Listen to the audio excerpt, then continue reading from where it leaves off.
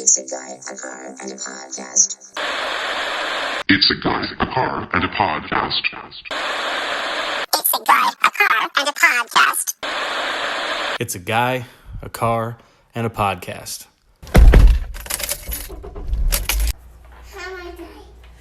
Buckle up.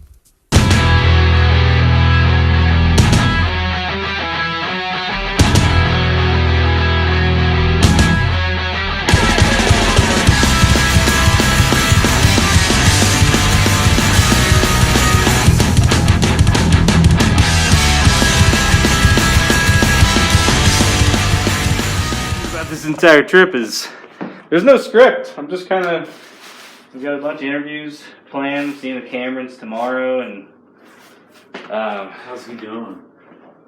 Scott? Yeah. Well, I guess I'll find out. But I mean, I saw him. Thank you for the water. Yeah. A year ago, I came up here about the same time, about February, played a show, and there was a mission reunion and stuff, and I saw him then. Where's my voice? There we go. Okay. This is the fun of it. That's the podcast. That's the video. They eventually go together. It's fun. So at the time, I think while he was off getting dressed or doing something, Christine was telling me that he's good, but he's getting old. Yeah. And it's just showing. What So was it testicular cancer or was it? Oh, that when he left Pittsburgh? I mean, that's the last time I just reread some letters before I came out here, and I wrote about it. Because I was in Beachview at the time, and me and Coombs were doing service at the hospital. I love Beachview. So, like, was Calvin? great area. Was Calvin still at the hospital? Yeah, yes. I love Calvin. He talked about you. Did he? Yeah. I love He was like, send that guy back. I'm like, nope. I think how that works. Calvin was sweet, man. I'd see him and, you know, just different types. Like the classiest concierge. He took his job very seriously. Very seriously. Like you pulled up and you just need to go in for a... That's the kind of stuff that I really loved, is like doing that service stuff. And like, he was a Mormon, but I'd talk about like stuff with him all the time about different things. Yeah. You know, and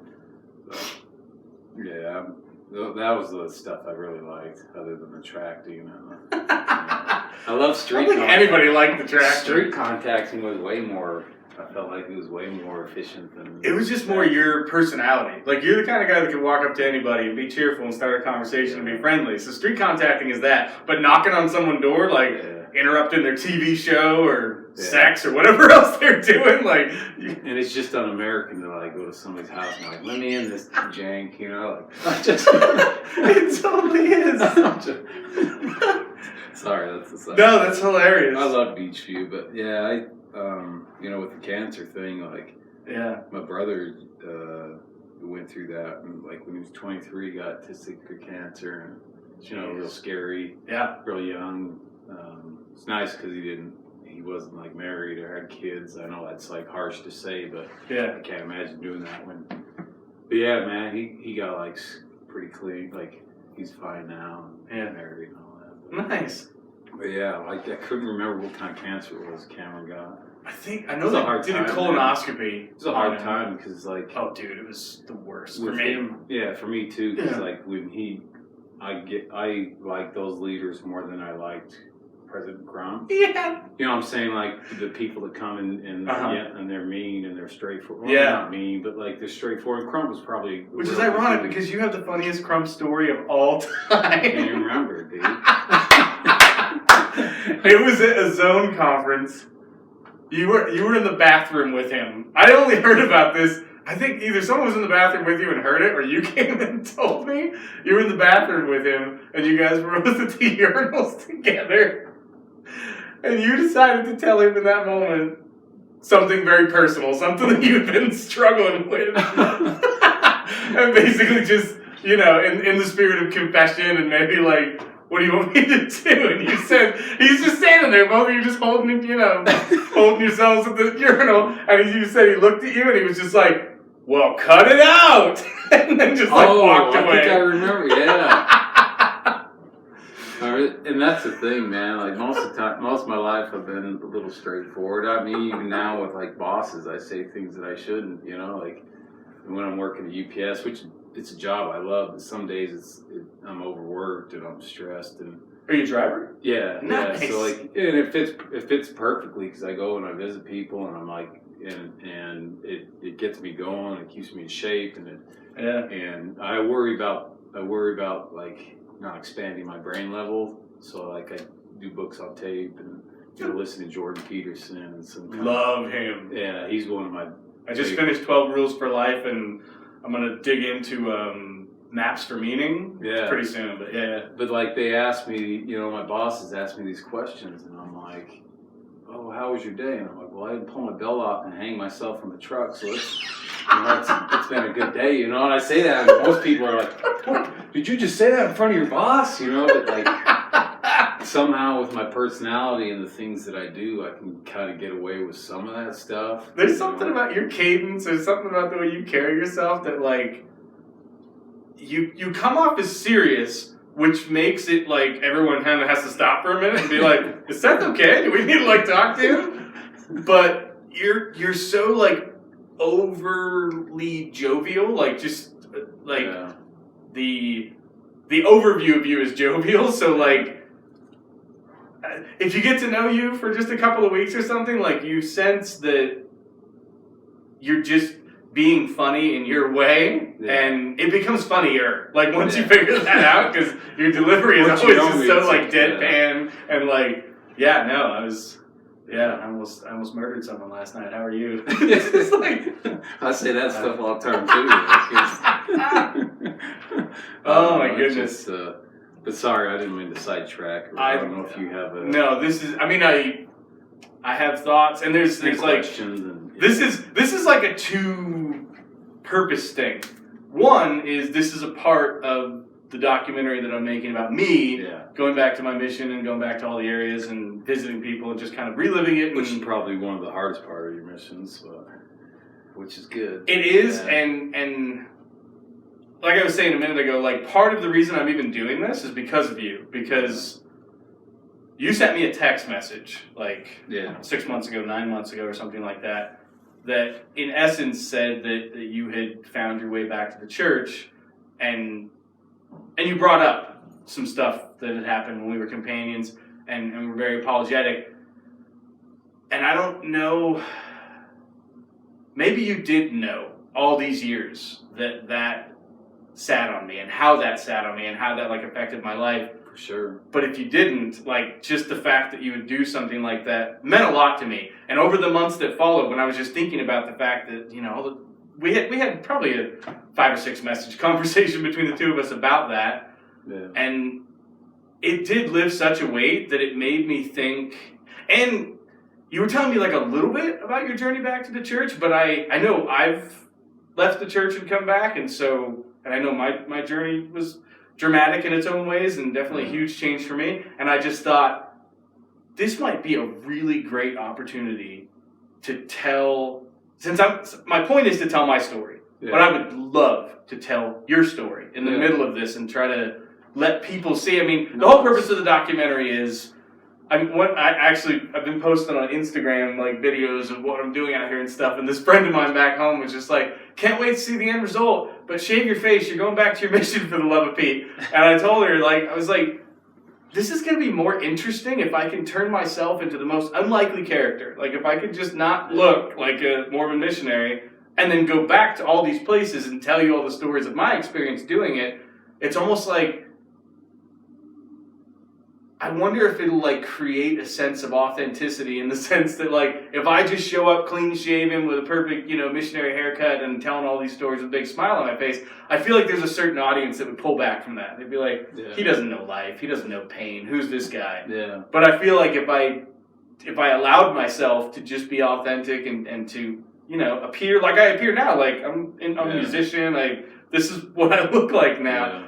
To then tell the story through those eyes and through that perspective, it might let some people in the audience sit back a little bit more into it and say, "Oh, this is a guy. This isn't just some brainwashed freak that was raised in the church and doesn't have any idea like what life's like or anything. This is this is a guy. This would be my friend. Like this is somebody in my phone contacts or whatever. Sure, that's the hardest part about life is that everybody kind of like looks at people and we kind of predetermine.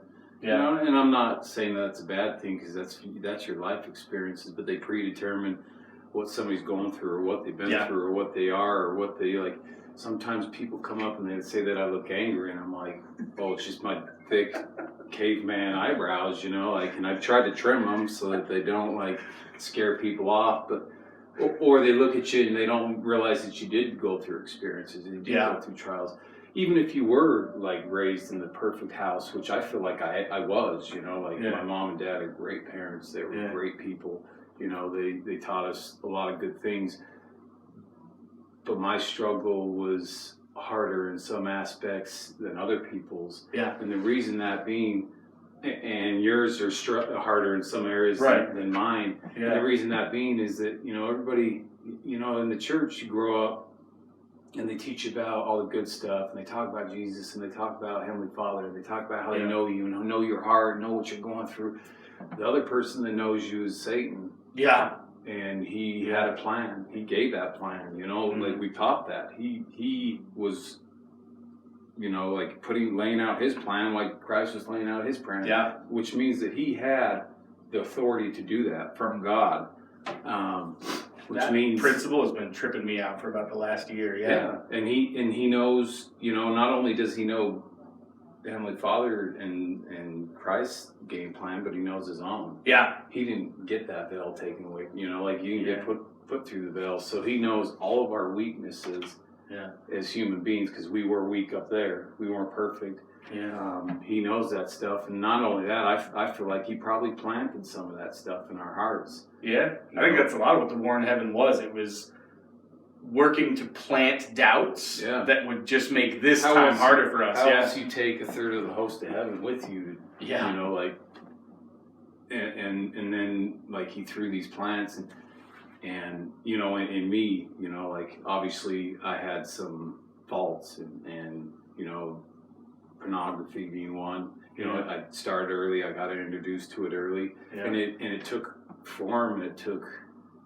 You know, like it was very easy to come by because I love women, you know, and not like in that. Isn't that what's weird about pornography? Is like, for me and for my own struggles with it, it's not an aggressive, abusive, dominating perspective that I have. Part of the reason that I enjoy it is because I actually enjoy women, and so to like see them, you know, naked, to see them. Even in, obviously they're acting it, but to see them feeling a certain feeling that I also like to feel, and that in the moments, you know, where I've been married and I've had sex with women, to feel that with them, there's something really beautiful about that. And so, although pornography is presenting in a way where it's just intended to be, you know, just to get into your ape brain and to really, in the long term, be a negative experience, I like that you said it that way because I think a lot of what draws a good amount of guys to it isn't devious. I think there's It's for sure not. You know, like I've heard them be compared to cars, and that's kind of like a caveman kind of form of it. I think of more like artwork. You know, they're beautiful, they're smart, they're talented, they're easy to love. Yeah. You know, and there's a love in that form. So you pick it up, and you know, it doesn't start out that way, but it slowly starts to get that poison. Yeah. You know, if you look at Satan's plan, it was all about control, and everything that is bad in this world is still all about control. He still has the same plan. You know, the drugs control you. Yep. The sex controls you. Yep. Porn controls you. Everything that is bad for you, alcohol controls you. And I know this because I've struggled with it. You know, and it came so easy. You know, when you first start out, it's great. You know, but then over time, it just eats you alive, and it takes everything that you care about. You know, like at one point I stopped myself because I was like, I'm angry all the time, and that wasn't my normal character. That wasn't my normal personality, is to be angry. My normal personality is to like stop and help people change a tire, or go say something, or tell a joke, or you know, find some little kid that I can mess with and, you know, like play and teach something stupid, you know, like nothing harmful, but, you know, teach them something that's a different little character. And I realized that I let that personality go because I was being controlled, you know, and I had many addictions: alcohol, women, you know, there's tampering and drugs, you know, where it just started destroying me, and it just started sucking me down. But I, you know, eventually got off of that stuff. It wasn't easy, you know, like on the mission. You know, and to jump back, sorry, this is all over the place. I love it. I love it. I'm a little crazy. I feel like Glenn Beck, and I'm like all over it. I'm like, wait a minute, my ADHD kicked in. I love it. But you know, like so the addiction thing started early. I was introduced to porn early. You know, from a handicapped cousin, and then also 2 friends. And alcoholism, you know, when you're a fun person in high school, you get invited to a lot of places, and you're the class clown, and you're a character, and I've always fit into that form, and so I kind of tampered with all that stuff. I cleaned myself up, which was really hard. I didn't fully clean myself up, but I cleaned myself up. You know, like once you clean yourself up, you still struggle. You still have those things. And those things are still playing. It's the benefit of like AA and all that stuff is it's not the path to being over it. It's the check-in to staying off it. Yeah. Which is different. And so the best thing that I did is clean myself up and go on a mission. And the best thing that happened to me was getting sent home, because I had to do some real reality check. Now after that, it wrecked me, you know, like for years, for more part of my life than I was a member. I was a non-member, you know, like, I don't know if I've done the math right on that, but, so, you know, I went out there, you know, I had some good and bad companions like everybody, and you're going through the motions, and then I hit a turning point when I got put with Elder Linhoff. Such a good dude. And I love Elder Linhoff because I judged him at first, and I said, this guy's going to be a nerd. I'm going to hate every moment of this. And he showed me what a real person was, and that you can't judge somebody by the cover. We didn't baptize anybody. I feel like we got a lot of work done. Yeah. I feel like we laid a lot of groundwork, and we, you know, he elevated me in a lot of ways.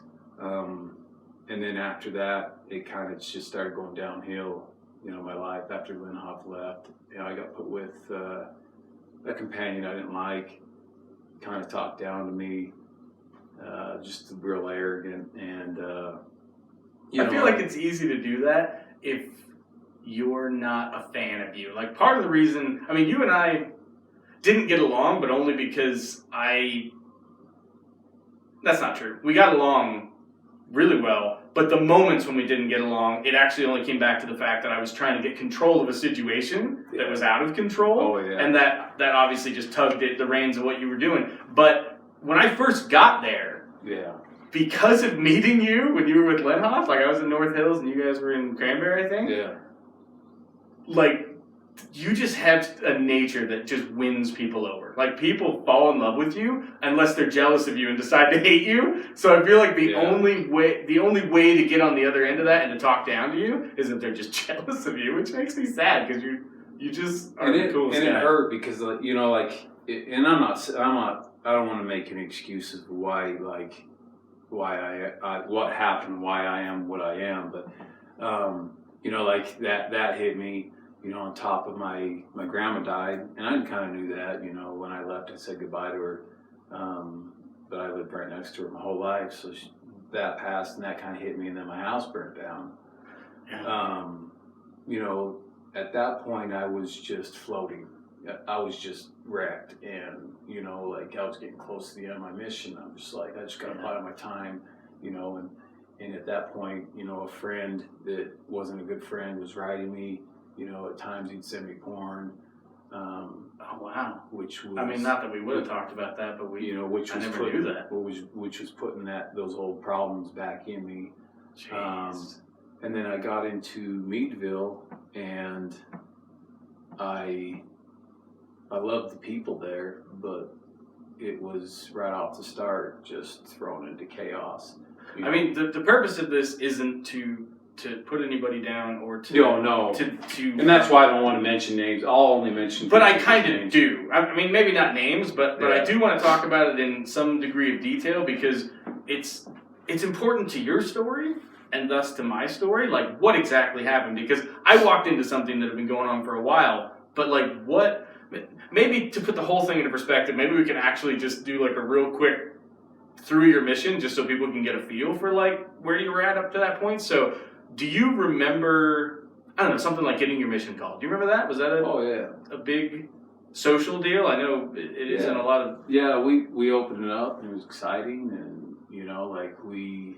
Did you think you were gonna go like foreign or anything, or were you like, no, I'm going stateside? I was hoping I'd go to Australia or Ireland, because So was there a pinch of disappointment where you're just like Pennsylvania? No, when I said Pennsylvania, I knew like U.S. history. Okay. So it was a proud thing. Pennsylvania's a little bit out of Philadelphia, but it's still part of the thing. And, totally. They're still working class, hard, mill. I kind of knew some of the history, and so I was excited. Nice. I didn't care. I didn't care so much about like that, but I probably ended up dead with a poisonous thing in Australia, which would have been a better case scenario for me. But. Or Ireland, I don't know. I wanted to go foreign, but I'm not smart enough. I think we all kind of do, just because to tell that story makes it seem like more of an adventure, but to be like, I went to Ohio, it just doesn't have as much drama to it. But no. Okay, but you do wrong. I'm glad. I think we were both in that same headspace. To learn a language, We did though. I barely know English. Yins guys, see you downtown. We learned a language. And it broke my English down even worse. But, so you got your call. You were stoked. When did you go? Because I guess we almost had the same mission. So I went into the MPC the day after 9/11. The day after? Yeah. And so then I was in the MTC. We went to the airport. There was armed guards, dogs. They wouldn't let your family in. Flew out there. Ella Shirley picked me up. Wait, hold up. You live here. Yeah. Why did you fly to Provo? Oh no, we drove to Provo, and then once the day after 9/11, and then I flew out from. Oh, to go to Pennsylvania. Got it. I'm sorry. Continue. I guess he's working on stuff. Hopefully you can hear me. We'll probably get through it. Okay. I don't know what access we have to make that not happen. Yeah. I mean, we'll be here probably, a couple hours. I don't know. We does whatever. He's probably working on something. But yeah, so then I flew out there. Ella Shirley was my training companion. Okay. Picked me up. Missed the turn, drove me to Niagara Falls, and they had me turn around the Canadian border, which is a funny story. Wait, walk me through everything you just said. So you flew from here to Pennsylvania. Yep. Elder Shirley, as a missionary, picked you up from the airport in Pennsylvania. We had the meeting, the Green Tree. Down Green Tree. Oh, so you're saying your first area was way up there. What was the first area? Only in New York. The highest you can go. Okay, and so on the way there, you and he had never been there before? Oh, he'd been to Ole in New York, so if you knew Ella Shirley, he just faced it. Okay. Jeez, dude, one time he put his shoes in the oven to think that he could polish them better. Okay. And it burnt them, and I don't know, he one of the nicest dudes ever. So was he driving? Yeah, so he drove up, and missed the turn, and we get to the Canadian border, and they're like, we'll let you slip around, so you need to go back and make sure you hit this. And I'm sitting there, I'm like, oh, okay. And so I've been on Canadian soil on my mission. I want to go be like, well, if you're gonna mess up and go out of that like church boundaries, let's go to Palmyra, you know, like we're 15 minutes away. But, oh man. Anyway, so we drove down, and that's where I started in early in New York. Okay. So how long were you there? I know these are gonna be hard. I know it was a long time ago. It was like 6 months. Oh wow. Okay. Yeah. Where'd you go from there? I guess that would have been Cranberry then at that point, huh? Yeah. Okay. Or no. Oh my God. No. I went to Beach View. Really? Frainer. Okay. Well, the Frainer and me were in. Because I'm thinking I'm only a couple months behind you because I hit the MCC I love that October area. 24th. That area was the sweetest, man. You know, These two? Yeah. Nate and Dave. I was just thinking about them and I can't. I talked to Nate, texted Nate a couple times. You know, Really? they send messages back and forth. Yeah. Because when I was there, he was. I was trying to talk Dave and going on a mission for him. Yeah. Like, Yeah. He was at like the age, and we were just like put in the papers. He was like, I don't know. There was like a lot of family Funny stuff story. going on. He's like, I don't know. Funny story. Their mom would call me when Nate would be acting up. Mm-hmm. And I would walk up the street and yell at him, and this guy was like 4 times my size, man. For some reason, he was scared of me. Like, we used to play basketball, and I was pretty aggressive, you know, on the basketball court. They called me white eyes and stuff like that on the basketball court, but, you know, I figured it was a good way to get in because these guys, you know, it's a little rough area. Oh yeah. And I'm like, you're from South Salt Lake, though, fool. You bring that. well, I got some Nordic and Irish anger in me, so I'm like, yeah, I can handle this. And, you know, I'm not like the normal Mormon. Yeah, you can tell I'm not like the normal people that came from South Salt Lake. There's a little anger and, but yeah, so like his mom would call me and I'd go like, you listen to your mom. Yeah. But I love that family. They were good people. Yeah. They struggled and. You know, Yeah, like in that area, it was either rich or poor, and they're on the poorer end. Yeah. You know, I always felt bad for people like that. You know, That's one of the weird things about being a missionary is you move into an area and you meet people and you realize that you're getting like injected into a relationship that they've had with missionaries for a long time. Yeah. And so you end up being a chapter of that relationship.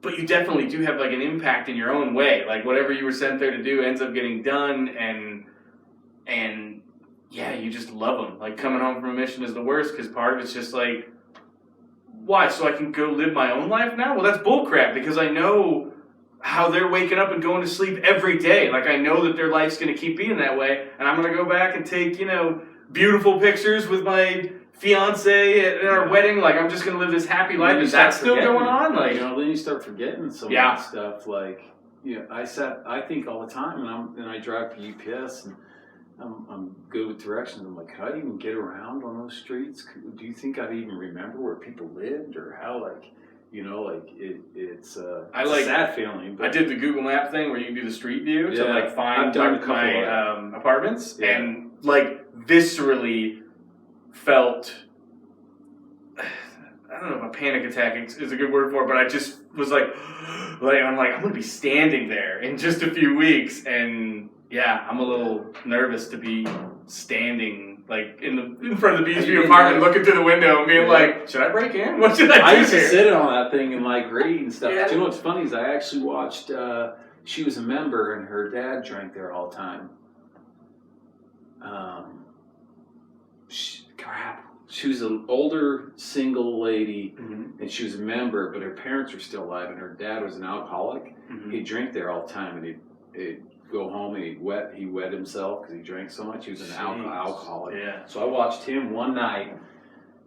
2 guys came to rob him with a knife. He shot one of them. The other one ran off. The cops came and let him go. And I was like studying my scriptures outside. You know what I'm saying? The little bar. Beachview. It was the little bars. Yeah. The bar next to only in Pennsylvania can you have a bar and a church right next to each other, every other thing. It's a different church, you know. It's like, I mean, people. But yeah, that was my second. I don't know if there's ever been like a movie made or a TV show or something that's really captured like Pennsylvania. It's kind of like when people talk about Seattle and they talk about the sun being gone for like 9 months a year and how that like kind of eats on you. Like you get a little depressed based on that. Oh, yeah. Pittsburgh's that and worse because the sun's out like a week a year. Like it's just always dreary and dark and like you know, like not now. I mean, there's jobs getting created. You know, like Pittsburgh's actually one of the top cities for jobs created, which made me so happy. Yeah, you know what I'm saying? Like it honestly did, because when I went over there, I'm like, steel mills are done, coal, all that stuff. This place is broken. You know what I'm saying? And you can tell, man. So much welfare, just people living on whatever they can get. And for me, that like it's a sad thing, but it's also like this shouldn't be happening. Right. You know, like, but it, you know, that was my second area, and you know. I like that area, you know. Me too. It was a little ghetto, and so like riding the trolley around, fit in there, you know, like. But did you ever bomb over to Brookline? Did you get to know any of the members over there? Yeah, I'm trying to think which ones. There was actually a lady Losser that got baptized right when I was there. No kidding. Yeah. Wow. When I was there, what was his name? He was a big. I can't remember. He was in Brookline when I was there. Elder Thompson. He was in Brookline, but you know we went to the same ward, I think. Yeah. And so I kind of got to know some of those guys. Eddie, what's Eddie something? He always said I looked like I had chew in my mouth because I got. You did, or did? Yeah. Were the Derricks in Brookline? Derek. I think they've moved by now, but Rita and Chris Derrick. He's a bigger dude. She's a thin, really pretty lady. They've got like 4 boys or something like that. 3 or 4 boys. You know, like I knew the O'Rourke's, and you know I knew those Italian guys, the kids. I can't remember their names now. I'm friends with them on Facebook, but. Did you ever bomb around with Ray? That old guy he was a member of a different church, but he just like giving the missionaries like rides wherever we needed to go. Who's this older dude? I don't know if that was after your time. Might be after my time. Oh, okay. I talked to Cocaine Charlie. I think I heard stories about him. He would ride on the trolleys and teach people about the Bible and the Book of Mormon and the Doctrine and Covenants, and he wasn't a member, but he had a quad. So he'd be like telling them stuff, and like that's how you do it. You know, I used to give him some money every once in a while, and like, I'd talk to him, but he was pretty funny. He was a funny dude. I feel like that's the difference between you and maybe not a lot, but some missionaries I served with is like there's a down to earthness about you that for the time we served together made it easier for me to serve with you because we could like I think that comes impact people. I think that comes with people that have struggles or you know like or struggling internally, you know, because you know never once death. You know, I really didn't like missionaries that were trying to get positions or things like that. Yeah. It's always sat wrong with me that you seek to become a leader. Not saying that you can't be a leader, you can't be an effective leader. I came from a family where my grandpa was a patriarch and a bishop of 2 wards at one point. You know, he was a mayor, and my dad was a mayor. So, like, my mom is the director of the YWCA for abused women. Wow. So, I'm all about good leadership, but those guys didn't seek that. Right. They were asked, and they were qualified, you know. Which goes back to the Satan thing, like, it's the desire for control, which politically speaking, like, I'm getting to a point where I found myself getting sucked into a lot of the arguments about, like, what's going on with these politicians and what they're doing, and I've realized that what's happening is I'm getting sucked into perspectives that I don't respect. Like, they're just loud people that are just saying really loud things about people, but the intention of what they're doing and what they're saying I don't respect, and it's caused me to really, like, pull back some. And what I'm realizing by pulling back and just looking at it a little wider is most of what's going on that's not going well is people grabbing for power and control. They're just trying to control whatever. It's all poison, you know. Politics is just it's so dirty, and it's only gonna get worse. You know, like that's the problem. You know, like I said, I grew up around that stuff. You know, like that's true. I crave it. You know, like it's a poison that I crave. Like I see power it and control, and I'm like but just being involved in the politics. Oh yeah. Like it sucks me in a lot of the times, and I'm very much involved, but like at the same time, I don't trust anybody and I don't like anybody, and you know what I'm saying? Like the politicians are all dirty, and it makes me sad. It makes me sad that there's people not out there. Like back in the day, we used to put the best guy in there. Oh, you're the best guy. You're the smartest. You're the most moral. Maybe not moral, but like because most of the founding fathers had issues. Yeah. But I feel like they were led by God because they're a little bit more important or a little bit more directed. Like there was a they're like, well, I'll use this guy. Father's like, I'll use this guy and we'll create something good that will bring about the restoration. But yeah, like it, in Beachview, that was my whole mission though. I would always usually try and find some sad people and go hang out with them. Yeah. And give them a little taste of normal stuff as much as I am normal. Like it was a perfect thing because they're like, well, this guy's a missionary and I'm like him, so like it can be, like, and it goes back to the Savior. To me, like the Savior broke himself down for us. Yeah. Why can't we break ourselves down for them? Why can't we search out for those people? Why can't we go after those people? Yeah. You know what I'm saying? Like even if you're at a high plat, like. It doesn't get higher than the Savior. Yeah. And he's like, I'll come save these bums. Yeah. And by doing that, he understood us. Yeah. And by doing that, he became part of us. Mm-hmm. And not only that, but like, he needed us so that he can become the Savior and to save us. Yeah. And so it was an agreement. That's what I love about the church. They say, like, you make agreements and you make things and you're like, I'll hold this end, you hold that end, and by doing that you become one, and it's your plan. Yeah. And I tried to do that most of my mission, in New York and Beachview and Cranberry. I loved Cranberry. I loved all my areas. Like I got put in there, and I would struggle sometimes with some companionship. Yeah. But what, like when I got into Meadville, I kind of walked in the same thing that you walked into.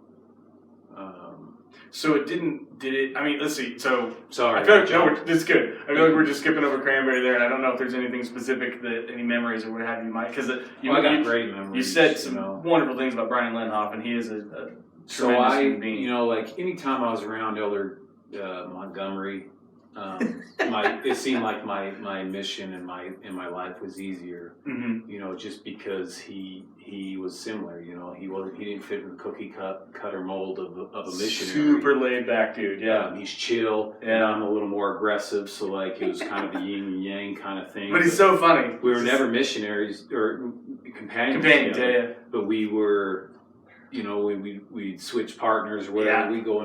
We go and talk to the weirdest people. We get ourselves in some funny situations where we're talking to people, but it was there, and it was there that I learned that, because I didn't really much value women missionaries. Like I can't say that. I was ignorant. No, so I value women missionaries, but they always bothered me because everybody acted like they had a choice in going on a mission, and we didn't. And so they give them, like, they That's a really interesting they treat them perspective. good, they do all that stuff for them. It's like, what about us? Like, this person's in our area and he hasn't fed us, like, any time. Yeah. And the sister missionaries come and they fed them, like, 3 times Yeah. already. They do get pampered. I mean, but that's and it's okay, it's fine. They get taken care of more aggressively than elders do. But I like that you brought that up because I don't know, in the zone, I'm not sure if there was more than just the 2 of them, but Sister, they're both married now, so you don't try to remember their names at the time. Sister Stratton and Sister. I love Sister Stratton. She was. What was the other, the brunette with the blue Barnes. eyes? Was it Barnes?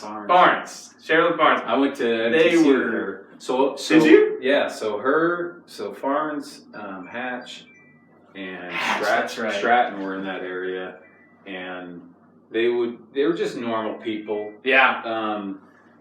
Me and Lenhoff were there, and then they had O'Dwyer and Montgomery. Mm-hmm. And so, like, they were, sorry, my wife just peeked in, but they had O'Dwyer and Montgomery were in an area, and then we'd go and do soccer, flag football on P days. Yeah. One day, sister missionaries found a dead possum on the road, and they put it in their trunk. As you do. And they brought it over to our house and laid it on our doorstep. Oh, that's right. You guys did get in like this prank mode that got real bad. And so I was like, I knew it was them. You know, like, you're not going to fool me. Lindhoff was a little more worried. But like, so like, they put it on there, and I'm like, oh, I got a good idea. We'll just, you know, so we got rid of the possum. And at a meeting, you know, a couple days later, I was like, oh man, yeah, this guy's been stalking our house. They got the license plate of the car. The neighbors saw him, and they said they put dead animals on our things because they hate the church. And so the cops are being in contact, and the cops authority. And so then you could see the panic on Stratton and Sister Stratton and Sister Farnes' face, and they're like, looking around like, oh my gosh, like, what do we do? So they had to come clean to like, they went and told President Cameron, and Cameron's like, what are you talking about? Like, and he had no idea, you know, because it's just a spun story, and you know. So that's classic Losser. Yeah. Nobody gets the drop on Losser. Like, you do something, you think you're like, yeah, I showed him. Yep. He's gonna hurt you like more. He's gonna dig deeper. And then they went and got like little octopuses from some store, like seafood, and like hung them in our shower. And, like, it was like, oh, that's right. You can get into each other's apartments. There was some junk that was going down there. Yeah, it was pretty fun. It was a pretty fun little thing, and you know, like, I'm seeing her tomorrow. Sister Stratton. Rogers, that's good. Tell her I said hi. Oh, good. So like, you know, that area is really good. And then Michael, what's his name? The older guy that takes everybody out for food, takes care of the missionaries. Michael something. I don't know. I don't think I knew him. I don't know. He took us out to dinner all the time. I can't believe I forgot his name, but he had a real cool conversion story. Like, he had a gun in his mouth. And his family was Mormon, but he wasn't. He was a drinker, and wow. He was gonna blow his brains out. And the missionaries came, and the first thing they said is, "We can change your life," you know, and like, he was like, it's done, you know, and it's over. And so like, but yeah, I really love that area. Like, everybody in that area was real cool. They had the Boyers in that area. It sounds familiar. The brother owned like a pawn shop, or uncle owned a pawn shop, but he was always real good. He was the ward mission leader, so he'd go with us and hang around and do some things. And how long were you in Granbury? It was I'm so horrible at these things. Like, was it you and Lindhoff the whole time? Yeah. Well, no. Then it was Lindhoff, and then, oh my gosh, I can't even remember my pen's name. Big dark haired guy. I can't remember his name. Now that you said, I probably should have brushed up on this stuff. No, he deserves that. I'm sure he. Yeah. Be memorable if you want to be remembered. It's that simple. Well, we didn't get along very well. Wipe it. Where'd you go from Cranberry? I'm trying to think. There's so many horrible. This is like the worst thing ever, trying to remember all the stuff, because in a short amount of time, I went from place to place. Yeah. After that. I'm trying to think, because I was with Elder Kimball in some place, and Elder Andreessen in another place. Where was that? I can't remember. And it's hard, like, even just because if I pulled up a map, I'd be able. Yeah, the geographical area, like, for the sake of us doing mission business, it had a name. Yeah. But what the name was, like, it was just down there. Okay, well, after the bouncing around between Kimball and Andreessen, is that when you ended up in Meadville? Yeah, so then they sent me up to Meadville, and that, you know, to an extent, I can sympathize what you walked into, because, you know, what I walked into was watching movies and playing computer games. From day one, or did it, like, drift into that? So, arguably, your companion had been doing that for a while. Right home was just music, normal music, you know, like... Oh, like from leaving Green Tree to, like, drive back up there? It was just like, just normal got music. the CD, whatever. And at that point, I was just close to the end. Tired of it, maybe a little. House burned down, the grandma thing. Oh yeah. That companion, like I was just sick of doing stuff, and with my friends sending me all that garbage. And, like at that point, I wasn't in the right state of mind to fight it, and that's my biggest regret. Was not shutting down day one. So was it all happening in the same place? Here's the thing, I was powerful enough to shut that down. You know what I'm saying? Like I've never been weak. Yeah. If I wanted to do something, I could have always done it. If I wanted to be something, I could have always been that person. Yeah. And that what was so hard is that I let it, and it wasn't just right off the bat. It wasn't like, hey, I'm gonna go mess up my life. Yeah. Let's go do it. It was little by little. Slippery slope for sure. Yeah. But it started, when I was younger and all the tendencies I had, and I fed those things. Yeah. And then, it led up to the point where day one we're leaving that place, and, I just let it slide. And then we're like, oh, hey, let's show up to this place and we'll play some video games. Whatever.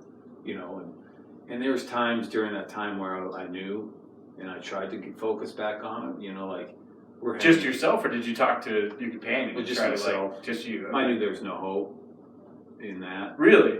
Yeah. It made the time frame.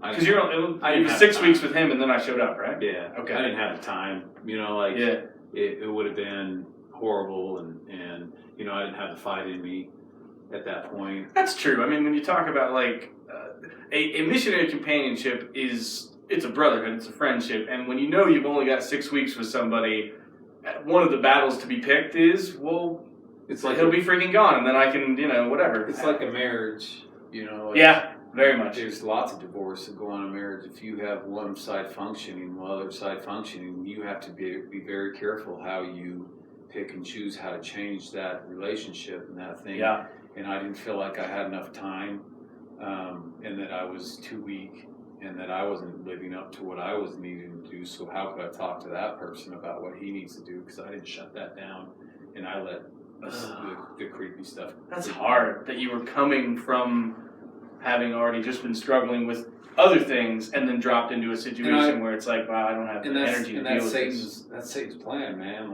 Let's creep in where we can creep in. Let's fill in the cracks where we can fill in the cracks, And when these voids were happening, it really hit me hard when my house burned down, because my dad built it, and I built it. So it was, wow. It was, I've been helping to build it since I was, a little kid. Yeah. And I felt like my family needed me. I felt like I should be there. I'm the oldest son. My brothers don't know anything about that. They're accountants, They barely have a soul, dude. No, they're good kids. But I'm sitting there and I'm like, I can really be helping out. And that was weighing on me. But during that time, I was still trying to put myself back on track. And this is one of my other regrets, is I started teaching William the gospel. Because my companion took me to some karate class. We were doing karate. We were doing It was all sorts of stuff. It was all over the place, and I loved and I got along with the companion personally, but spiritually, I don't think I know anybody that doesn't get along with him. Yeah. Spiritually, it was damning for me. Yeah. But while we were doing karate, I'm the one talking to him. I remember my companion watching an Arnold Schwarzenegger movie, and I was teaching William the gospel, and I was in no place necessary to be teaching him the gospel. Yeah. But I was still teaching him the gospel. It just came out of you. It just part of you. And it just shows that God, when it's that person's time, He's not going to let two bum ass missionaries ruin that. You know what I'm saying? That's so true. Because, I cared about William, and I never knew that you started that. And the family. You know what I'm saying? The whole family. You and I at least once went out to that freaking house. And it broke my heart. It shattered my heart. I've never, besides TV shows that are just trying to make things look awful, I've never seen it Have you seen... It's horrible. Have you seen Shameless? Yeah. That is the movie. Yes. Yeah, that's their whole family. And I sat there and I thought about, like, I watched that show and there was a time where I almost started crying on that show. And it wasn't because of the show, it was because of that family. Yeah. Like, how can somebody grow up normal in that kind of situation? Yeah. They can't. You know? And the weird thing is, exactly like that TV show, like, the lead character, Fiona, is trying to fix it.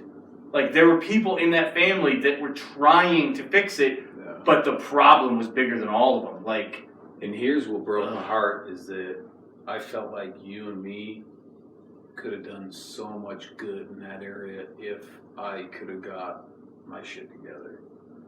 And you know what I'm saying? Like, with our personalities and our overbearing personalities and our go-to attitude and our casual, funny little jabs and little and the weird little quirks that we have, I felt like we could have touched the people that couldn't even been touched in that area.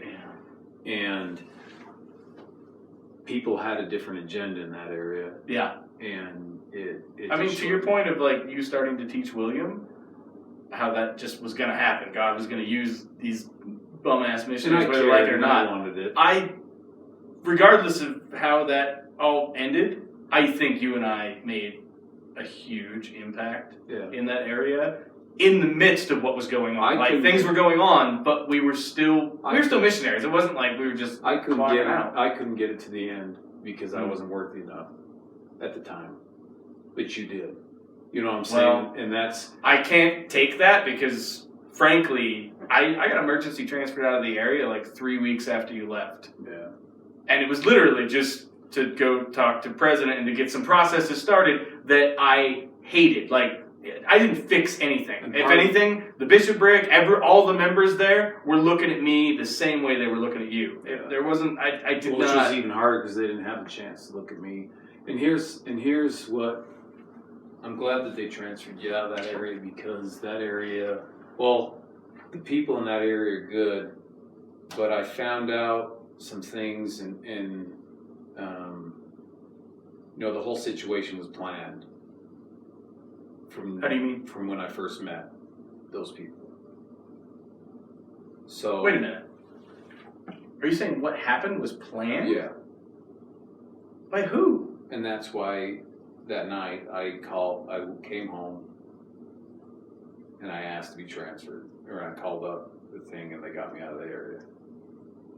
You knew that before you even left? That it was planned? No, I knew that after. Oh, you found out after the fact. I found out that night and after.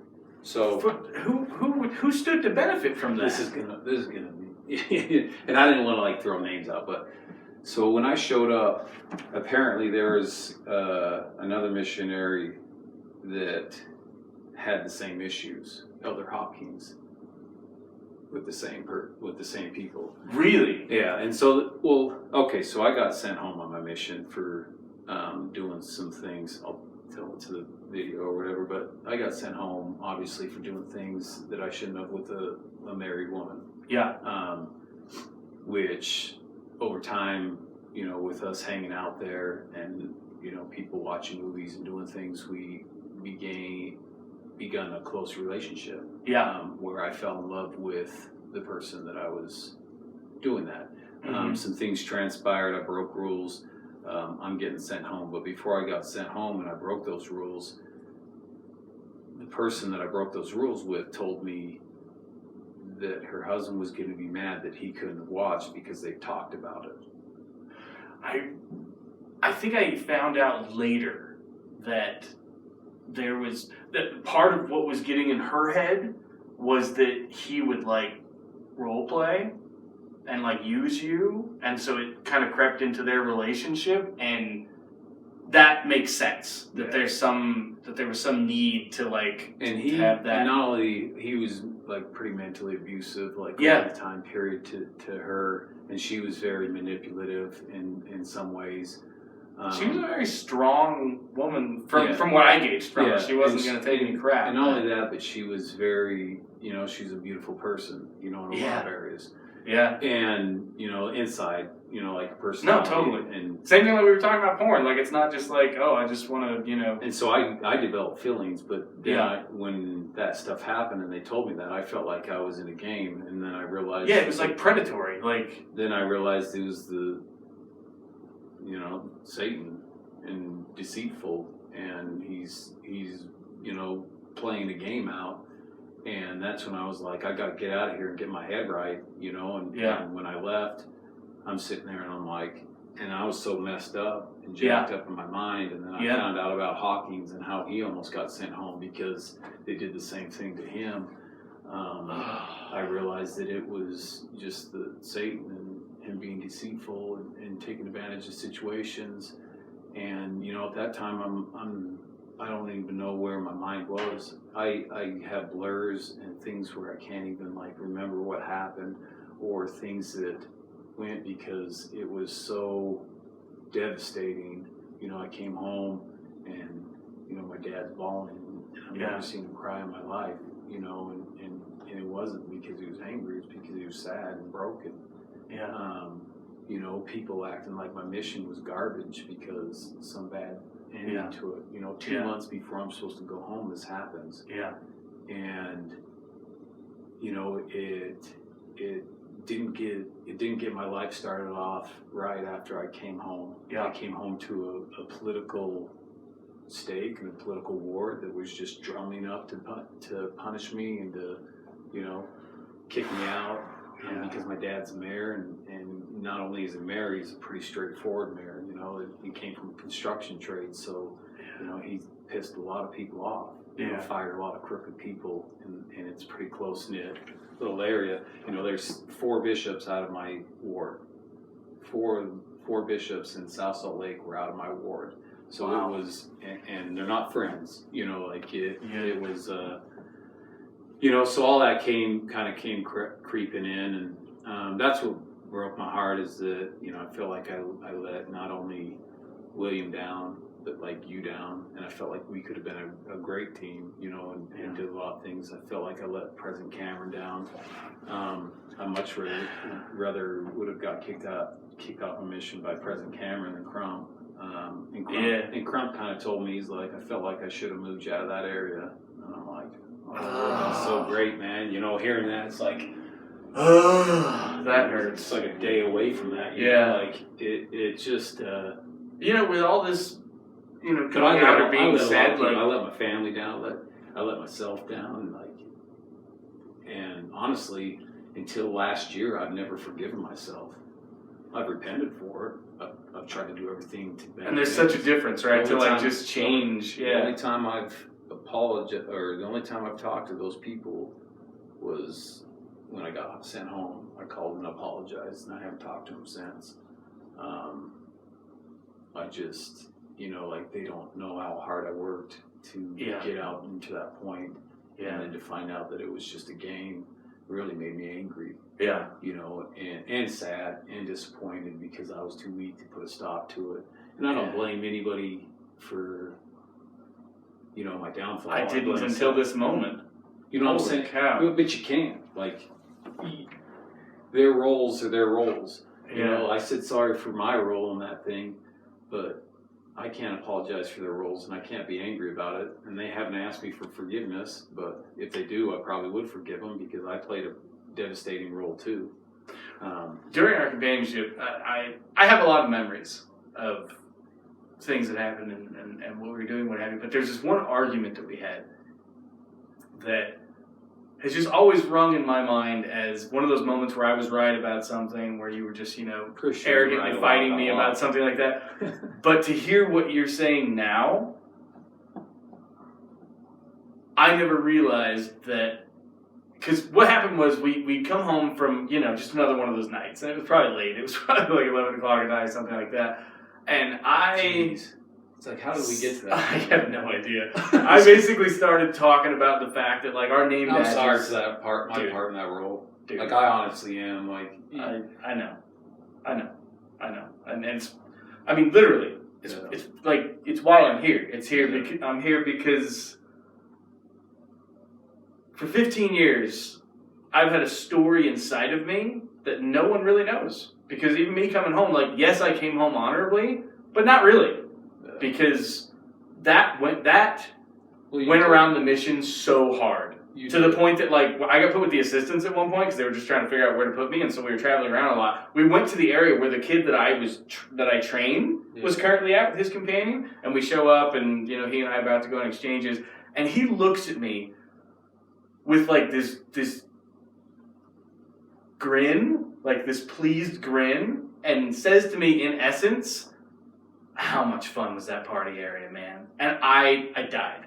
I died because I'd spent like 6 weeks with this kid as his trainer in Beachview, just tracking. It was deep in the winter. It was like 14 degrees outside. Like I was just doing everything I could to show this kid that working hard is important. And we had a good companionship, I thought. And then 6 months later or something, like to have that come back and taint his perception of his trainer, where for the rest of his life he's going to be like, I mean, my trainer, he was good when he was around me, but come to find out, and I'm like, damn. And I feel like, I guess my point in saying this is you and I had an argument where I was basically just like, do you even know whose name is on your chest? And you were just like, yeah, I know whose name is on my chest. And at the time, I just saw you as pridefully combative.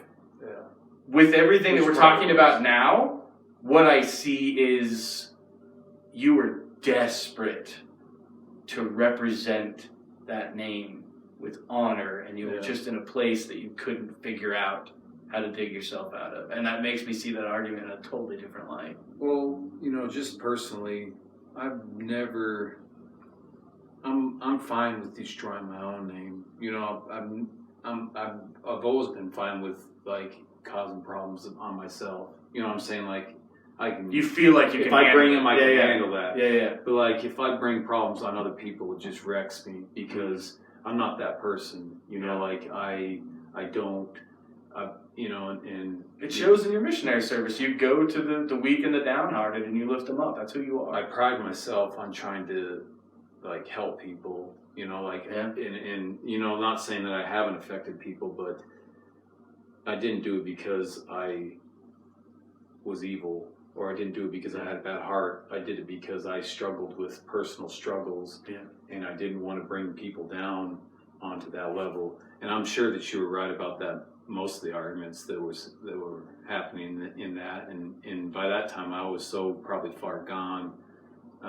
It even made me mad that your trainer said that how awesome was that party area, because it wasn't supposed to be that, man. You know what I'm saying? Like when you go in there, you don't go in there doing that stuff. And I don't even go in there to party. I wasn't looking to freaking get my rocks off or do all that stuff. If I wanted to do that, I would have stayed home. Yeah. My parents gave me a choice on to go out there or not. Yeah. Like it wasn't a forced choice. We're actually Mormons in this family where we fought for a choice. And I was raised with that choice. My whole entire life I was raised with that choice. So when I heard that, it made me angry. Like, like you guys don't even understand the mind games and the things that I was going through at that point, and I was just too weak. And not only was I too weak, but I didn't call for help from my Savior or my companion, or my mission president. Yeah, I should have said to myself, "This isn't happening," and then I should have went to my companion and said, "This isn't happening," and then I should have went to my mission president and said, "This isn't happening." Yeah, if one of those other two didn't work. Yeah, I didn't because I was weak. And there's a lot of things going on. So they sent me home.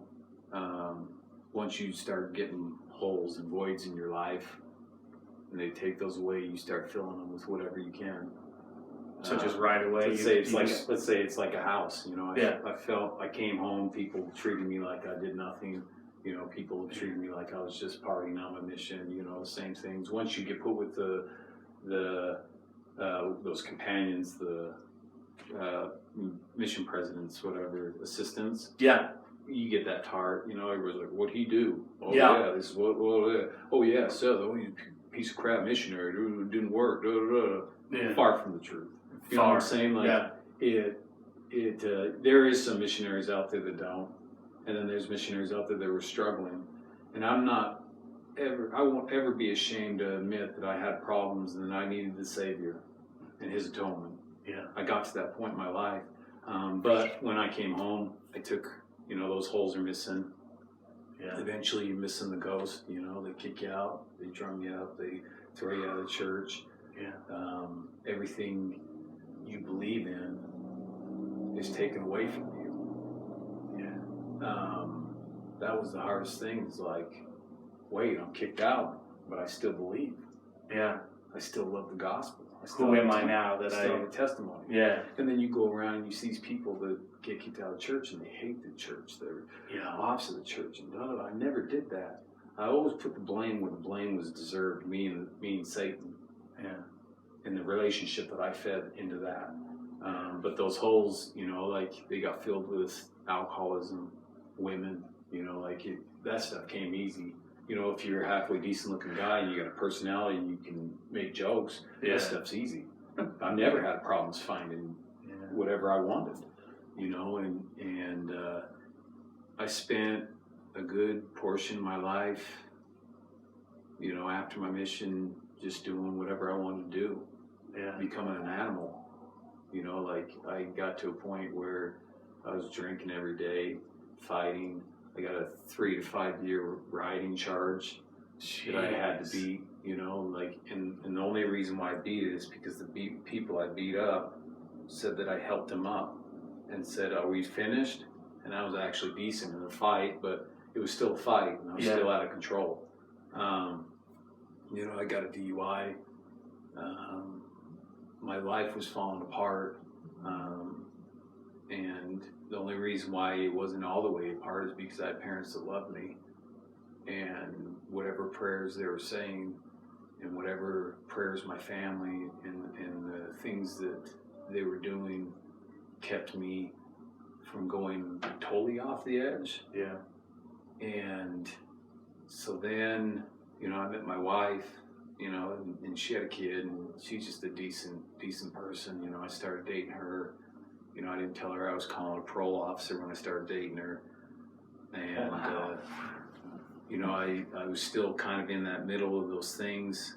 And, you know, I ended up cheating on her. We broke up and, you know, while we were dating. And then, like, I ended up going back and dating her, trying to pull my life back in the thing. You know, once you're in a hole, you're in a hole. You try to pull yourself out. And, you know, at that time I was, you know, trying coke. You know, well, not trying it, but I was, you know, doing a pretty good portions and stuff. And, you know, I was actually working in a bar, working for the dealer and, you know, doing some of those things. Oh, wow. And, but when I met my wife, I had my mom and she was just trying to pull me out of that hole, you know, and then my wife kind of jumped in and she tried to help and she had a kid that was like 4 and, you know, she's trying to pull me out. And as soon as these women started playing bigger roles in my life,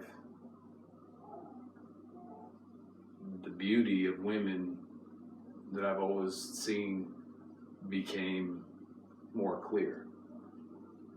So, like, you know, I was trying to feel that beauty with sex or whatever, you know, and you can't even, you know, I got to the point where I'm like, I don't even know how many, you know, like, it's just an endless pit.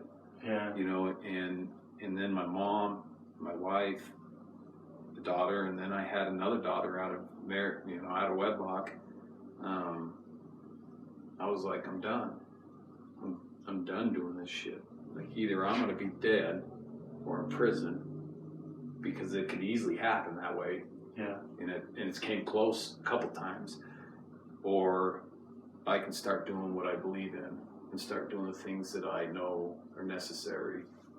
And so I started cleaning up, and that process was bad. You know, like, I just started cleaning things up as I had kids, and then I had another little girl, and wow. You know, and we got married. Well, we got married, and then had another little girl, and you know, I still didn't go to church and things like that. And so I eventually started cleaning up.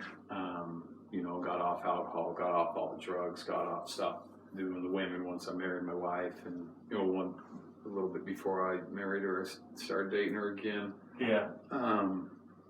You know, and I cleaned up, and I was clean for 5 years, and my mom was taking my daughter to church, and my daughter, every time she had like a little talk, she'd ask me to come, and So they asked me to come to this class, and I said, yeah, I'll come to this class. It'll be a good little thing. And so I come, meet my wife, and it was about, because she was 7, and it was about her getting baptized. And it broke my heart to see her so happy that I was there at church. And it was something that I knew that I should have been doing a long time ago. And it wrecked me to know that I was not only neglecting myself, but I was neglecting everybody around me, my family, and that I had so much more spirit, so much more feeling to offer than I was. You know, then the next days came around, and I was like trying to justify not going back to church because I had sent a message to the stake president and said, hey, I need to meet with you. And he said, I've been waiting for this day. And so I was justifying trying to get out of it. Like, no, now's not the time. And I was delivering air in this area and at work, and this guy came up to me, and he handed me a pass-along card and walked away. And I don't believe in little stupid miracles like that. You know, like when people say that stuff, it's like, shut up, dude. Like, but I knew what it was, you know, and I knew that our Heavenly Father had a very cool sense of humor, because I never valued a pass-along card. I thought they were the stupidest things I've ever seen. I'm like, why is the church wasting their money on these pass-along cards? And he handed me a pass-along card, and he looked at me, nodded, and walked away. And I sat there, and I was like, I didn't say it, but I looked up and I said, okay, I know it's my time. I know it's my time to wreck myself. I know it's not going to be easy. I know that I'm going to go into a state that hates me. And I know I'm going to have to fix my life. And when I met with the stake president, I met with him quite a bit. He had to remove some people from the high council that didn't like my family, my dad, and he said that he didn't want them to be there. And the stake president was definitely pulling for me. And I sat there and I was like, what's going to happen if they tell me I can't get rebaptized? And he said, don't worry, I will make sure you will. And I think that was the best time ever, is to see, you know, like, see my family and all my loved ones get to watch me be baptized. It was a good day. It was definitely a hard day, you know, and it's almost been about a year now. I don't have the priesthood, but they make me teach elders quorum. I don't know how that works. But it's been a long process, and, you know, like, I've had to humble myself.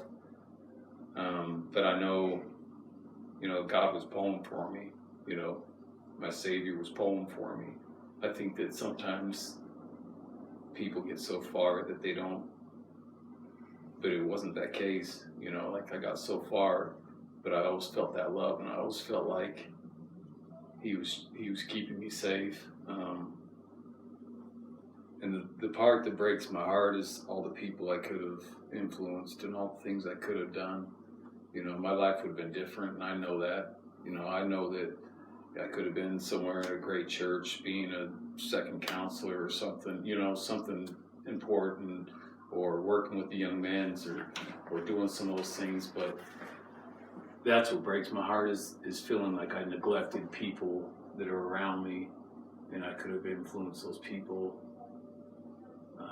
I just wasted so many years just being selfish, or being lukewarm, or being somebody I'm not, you know, being somebody angry and addicted and scared to change, scared to do things, scared to tell people no. You know, and that's when I reached out to you, because I think I waited to tell you for last, because I think that my choices directly affected you the worst.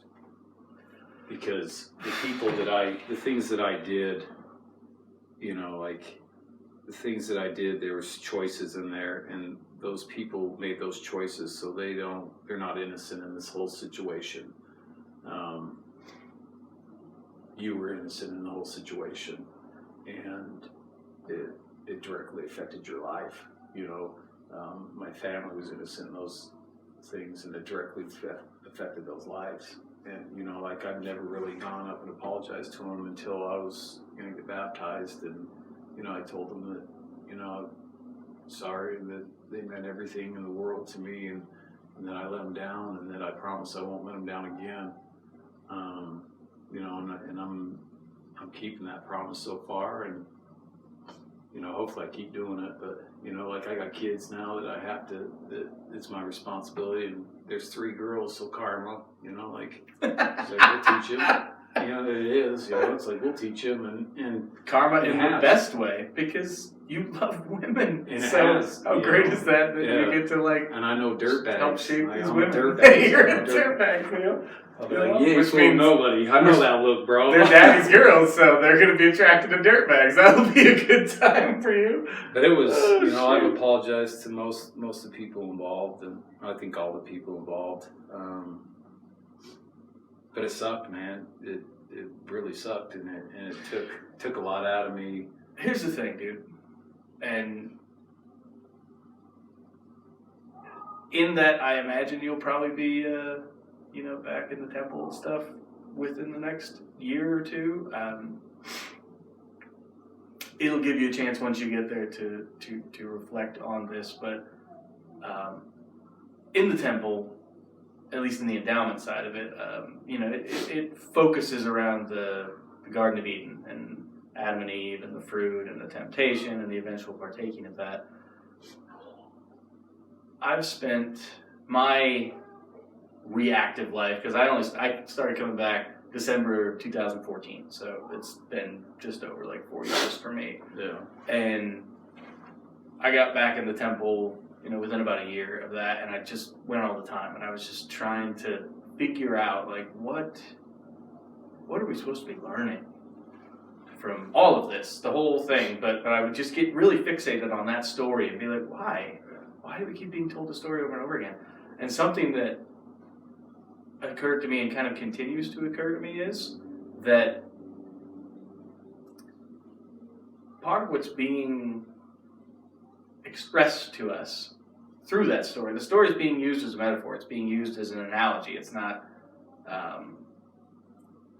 we're not being basically told to just lash our salvation to what happened in the Garden of Eden. It's that we need to understand why we're here and what our role and responsibilities are here as human children of our Heavenly Father.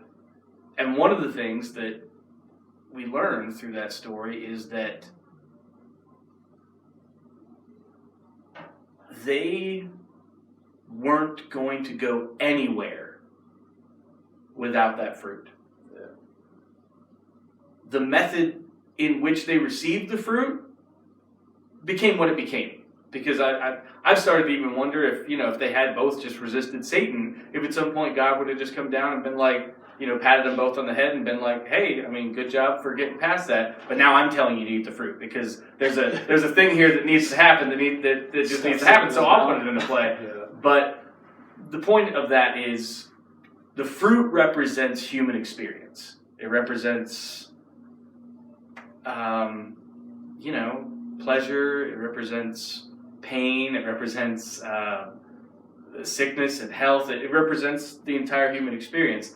And after Eve gives Adam the fruit, and he eats the fruit sort of obligatorily, like he eats the fruit because he realizes, she's going to be gone, so he's got to do something about this. He eats the fruit. And so as he's feeling a lot like I feel like you felt when you got sent home, and a lot like I felt when I put those wheels in motion. Because if I hadn't said something, nothing would have happened. So that's on me that you got sent home early. Those feelings that we were having, that feeling of just, I guess, failure, that feeling of whatever, is what he was feeling in that moment. He had been told not to eat the fruit, and he ate it, and he was feeling bad about that. Then Eve steps forward, takes his head in her hands very, very tenderly, and says to him, "It is better for us to pass through sorrow, that we may know the good from the evil." reason I say that is, in the years that I've just been tossing the whole Meadville thing over and over and over and over again in my head and just trying to figure out what could I have done better, or just any of those arguments you get in with yourself and being too hard on yourself and what have you. Yeah. One thing that I've realized is I possess a perspective about the human experience, about the depths of, human weakness and how those things can play their course, that helps me actually feel closer to and grow closer to Jesus. Yeah. Like in a weird way, it's my access to him that when some people think about Jesus, they think about, that picture of him at the second coming with all the angels, or they think about him teaching and healing people, and they think about, how much they love the example he set for them and they want to be just like him.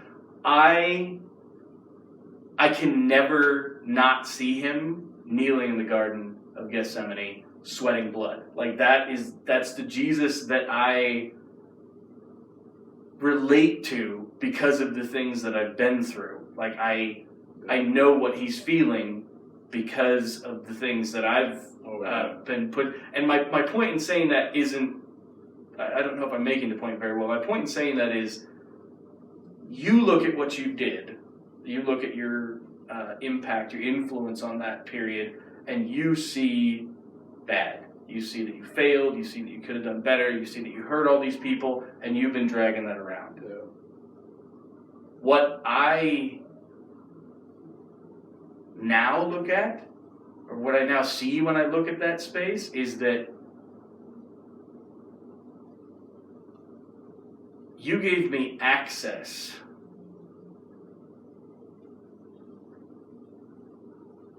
to understanding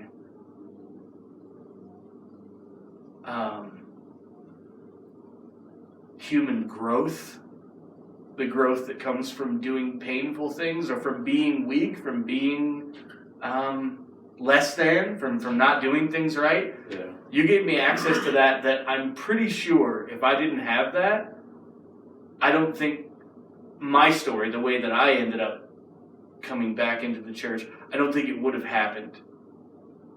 So I guess it's my way of saying one of the reasons that you're probably my favorite companion is that, yeah, my mission, I worked hard and I tried to love people and I tried to serve them and I tried to teach, because that's what we got sent there to do.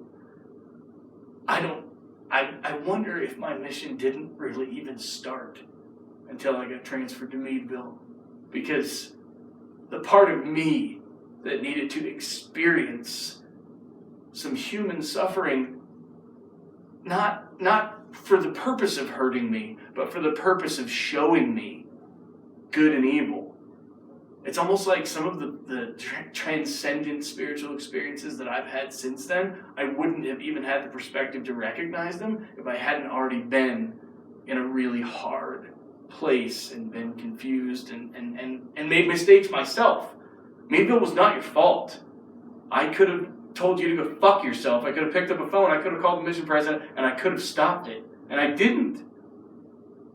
Partly because I understand. I got sucked into some of the same, I guess, the predatory stuff that was going on. The way people would talk to me, that people made fun of me for the first 2 weeks just because I was trying to be a good missionary, until eventually I was just like, all right, well, I'm going to stop behaving like that because I don't enjoy I know exactly being poked at. I know exactly how you feel. I bet you do. When I walked into that same thing, it's I do have the sorrow and all the pain that goes along with that, but I am grateful that it happened, because I know as a full-grown man, I've experienced what the one side has to offer, and it's empty, and it's lonely, and it's sad, and it leaves you with no choices and nothing. And I know now that going through all that shit, that I don't want to go back to that I don't need that, and that I don't want that, and that endurance lasts, and that I have to endure to the end. if I don't endure to the end, I know what I have waiting for me because I've been there. I've been to hell on earth. You know, like, to me, hell is in your mind knowing that you are so much greater and that you could achieve so much more and that you were such a better person. Yeah. And you're not doing it. Yeah. You're choosing to be something worse, and you're choosing to neglect everything, and to neglect your family, and to neglect your job, to neglect anything and everything, you know. But once you start crawling out of that, you're on this freaking high, and it's the best high in the world, you know. Like, there's times, you know, they say that you'll never outperform your mission, and I never believed that. I always thought it was a bunch of crap, you know, like, you'll never be better than who you were on your mission. That's bull crap. Like, how do you go through your mission? You know what I'm saying? Like, your life experience. It's like, the best 2 years. It's like, I hope not. You're not even married. Right. You know what I'm saying? Like, you don't even have an understanding of life. Yeah. And some of the things that go along with that. And I've experienced so many great things since I've changed. I had, you know, and it's been confirmed. So I started this process almost a year ago. You know, it was in July that I got baptized. I asked, you know, like a little kid, I went and asked my dad, and I was proud that he accepted that he baptized me again.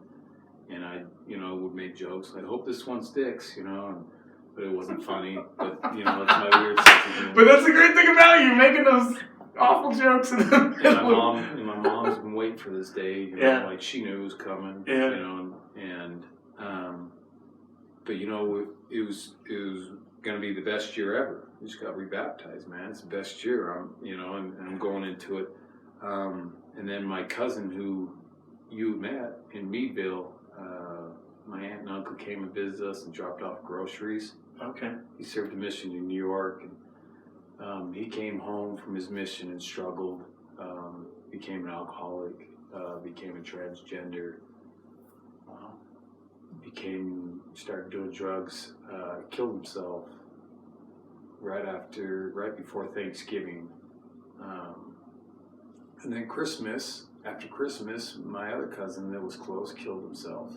And he was an alcoholic and a war vet and things like that. And it was sad, and it broke my heart because my aunt was like a second mom, and my cousin, I was working with him at the time. It was sad, but at the same time, I knew in my heart that I'd changed for the better, and that I was no longer in despair. I was no longer wondering and thinking and trying to figure out what I needed to do with my life. I wasn't confused. I wasn't, you know, I had that structure. You know, like I said earlier, you know, you build these houses and you just throw up these walls, and, you know, sometimes you throw in some pornography, sometimes you throw in some alcoholism, but I knew that my foundation was strong and it was structured, you know, because I got it from my parents who taught me in the gospel and taught me in love and taught me about Christ and taught me about Him, Father. And so I demolished my whole house, you know, last year, and I just started to rebuild it, you know, and you know, I'm throwing up good walls, and I feel like I want to build it right, and I feel like I want to do things right, and that I had to break myself down to do that. You know, it's not easy. It's not easy looking at yourself and being like, "You're a piece of shit." You know what I'm saying? It's time to grow up. Yeah. You know, and you know, like, you beat yourself up, but then at one point you have to say, "Okay, I forgive myself. It's time to make my life what I want it to be, and what God wants it to be, and what the Savior wants it to be." And He doesn't want me sitting around with a bunch of low lives doing drugs. He doesn't want me sitting in a bar talking to some other, you know, like, those times were fun back in the day. They're not fun anymore. No. You know, like trying to find a best friend in a bar when you're drunk off your ass and you're not even going to remember his name the next day, or you're waking up next to some girl that you don't even know, and it's just a broken life, and you just go around using things and doing things, and you don't even have any control anymore. The drugs are taking your control away. The sex is taking your control away. It's all making you do stuff that you didn't want to do or normally do. Yeah. And life's so much prettier than that. You know, like, yeah, it is. It just, you know, it breaks my heart. Like, there's times where I'm like, well, if I went back to Pennsylvania like you are, who would I go see? You know, have they heard that, and are they going to be nice to me? Are they going to say something to me? Are they going to break? You know what I'm saying? Like, Yeah. Because at one point it's like, you can't break me down more than Satan has. I said that in my not court martial. The disciplinary Yeah. council. Yeah. You know, like I was worried about some of the people because they hated my family name. Yeah.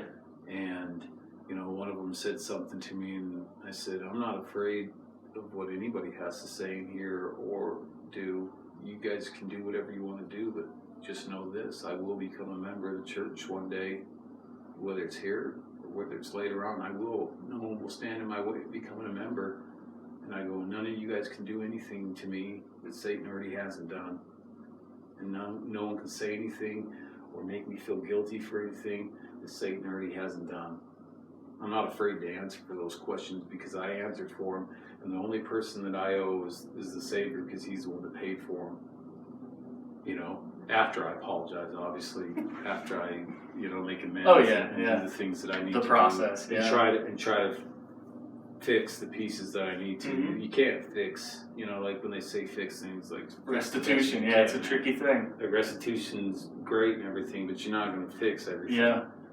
You're going to put some band-aids on things that required more than a band-aid, but it just makes me sad that, I was so weak that I didn't put a stop to that stuff, and that I relied on other people to put stops to things. Like, it shouldn't have been that way. It should have been me just, even if I didn't put a stop to certain little things, I shouldn't have lost my self-control, because I feel like I could have helped Amber's brother. I feel like I could have helped all those catching people. That whole family, yeah. I honestly could. Like when we went over to one of the best times on my mission was when I was dropping elbows on stuff off of their roof. You know what I'm saying? Because I feel like they saw that I was normal. Even with like us seeing their situation, I have great memories of our impact. Like just that we would walk in and I guess just since we couldn't fix it, because to fix it's really on them. Like they would just have to make choices and stuff. We were just a breath of fresh air. We gave them, we took their heads out of that. They weren't in misery while we were there. I felt like we were spending quality family time with them, which they needed because they didn't have that mom or dad to do it. Mm-hmm.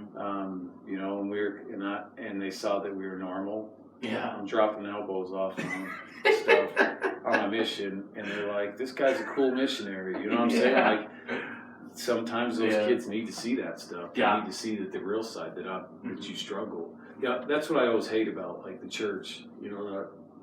I'm back for just a little bit. I'm just kidding. I have it too. But I hate the fact that we as a church are like almost like the Harry Potter series. Oh, don't mention his name. Oh, don't mention his name. Oh, don't mention Satan. Oh, don't talk about Satan. They need to talk about him. Yeah. He's the downfall. Yeah. If you don't know your enemy, you don't know anybody. Mm-hmm. Doesn't mean that you have to like encase yourself in that enemy or surround yourself with that stuff. But you need to know who he is, and that he's coming, and that he knows who you are, and that he knows your weaknesses, and that he's going to pick at you, and he's going to tear you apart. Because that's what's happened to my cousin, the one that killed himself, is that he was sheltered and enclosed. And, don't talk about problems with masturbation. Don't talk about pornography. Don't talk about this. Hide that. Hide this. Hide that. No, you need to talk about it. Yeah. People need to know that I struggle with the same things that you struggle with on some things. Totally. And that person struggled with that person. And a parent needs to know that so that they can talk to them. Yes. And then they can say, hey, that's a normal feeling. Those are normal feelings, but you have to channel in different ways, and you have to do that stuff. Because, my dad might not understand the womenizing fact of me. Right. He's never struggled with that. Yeah. But I have. Yeah. And he can understand my anger, but I'm just kidding. Hopefully that can be the message of both this podcast and maybe this documentary is, I really appreciate you sharing everything that you have, and I think we've accomplished what I wanted to, and that was telling the story of the fall and the story of the redemption. That was very important to me. But also, for anybody listening that's going through some stuff, one of Satan's most effective tactics is to get you by yourself, to get you isolated, and to get you, and then he can just work on you. He can just pick at you, and he can just shave you down until you're nothing. So if there's anything that we can get across that might be even remotely helpful, it's just talk to somebody.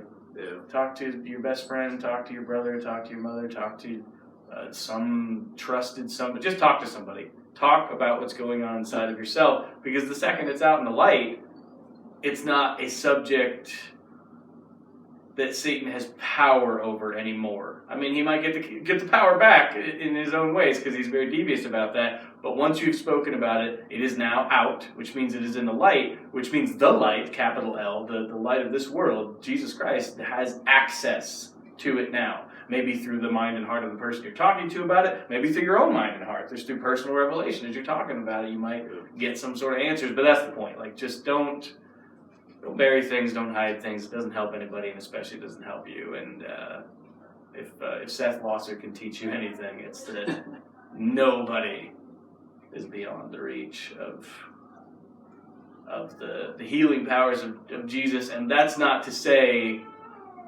well, I'm glad Seth found Jesus because, he was going on the rough path. That is to say, who Seth always wanted to be is now a reality because of the grace of Jesus Christ. And that's Christianity. That is the message of it right there. It's that all Jesus is trying to do is get you to the place that you really wanted to be in your heart and the whole time. Yeah. He just wants to help you get there. That's it. He's not asking you to be somebody that would make our Heavenly Father proud, so hurry up and start checking those boxes and be that. He's saying, I know who you are at your core, and who you are at your core is good, and so I'm just going to help you get to who you are at your core, and that means your personality, all those sort of things. You're going to build that. You're going to construct that. You're going to be a unique individual, and your Heavenly Father loves that about you. His only desire, the whole reason he hung on that cross, the whole reason he bled in that garden, is to